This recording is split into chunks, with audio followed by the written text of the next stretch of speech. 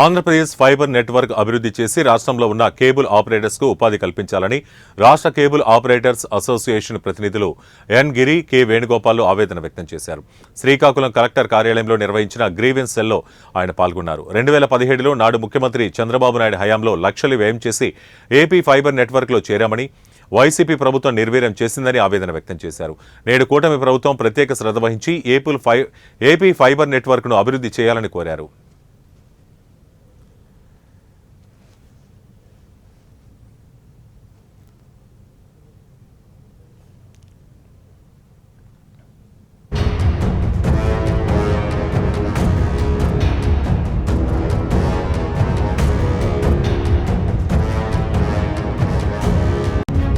జిల్లా రణస్థల మండలం గ్రామీణ ఆపరేటర్ని 2017లో చంద్రబాబు నాయుడు గారు ఏపీఎస్ఎఫ్ఎల్ని స్థాపించినప్పుడు దాన్ని నమ్మి గ్రామీణ అభివృద్ధి ఎంతో ఇంటర్నెట్ ఇస్తుంటే అద్భుతంగా ఉంటుందని ఆలోచించి దీని మీద కొన్ని లక్షలు పెట్టుబడి పెట్టామండి.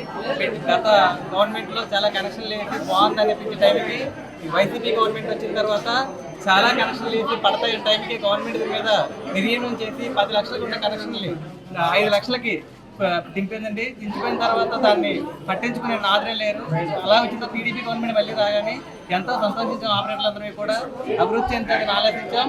అయినప్పటికీ కూడా ఇలా పట్టించుకోవడంతో మరొక లక్ష పడిపోయి 4 లక్షలకు చేరిందండి.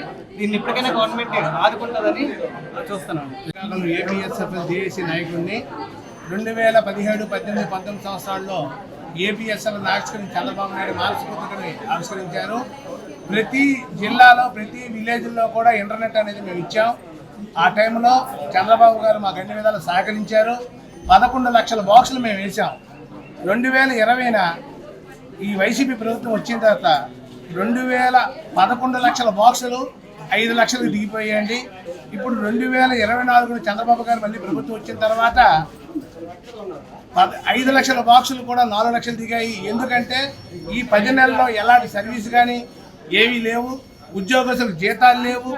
ఇక్కడ చేస్తున్న ఉద్యోగస్తులకి స్పైసింగ్ మిషన్ కానీ ఓటీడీఆర్లు కానీ ఎలాంటివి కూడా పరికరాలు లేవు. దీనివల్ల ఏపీఎస్ఎఫ్ ఉద్యోగులు మాకు సహకరించట్లేదు, మేము ఆ కస్టమర్లకు సహకరించలేకపోతున్నాం. దీనివల్ల 5 లక్షల నుంచి 4 లక్షలు దిగాయి. ఇలాగే కంటిన్యూ ప్రభుత్వం చేస్తే మాత్రం ఇంకా నిర్వీర్యం అయిపోయి రోడ్డు మీద పడతాం బతుకులందరూ. దీని మీద కొన్ని లక్షల మంది, కొన్ని వందల మంది లక్షలు ఖర్చు పెట్టున్నారు. అందరూ రోడ్డు మీద పడతారు. ఆత్మహత్యలు చేసుకోవడానికి కూడా వెనుకాడరు. కాబట్టి సీఎం చంద్రబాబు గారు ఈ ఏపీ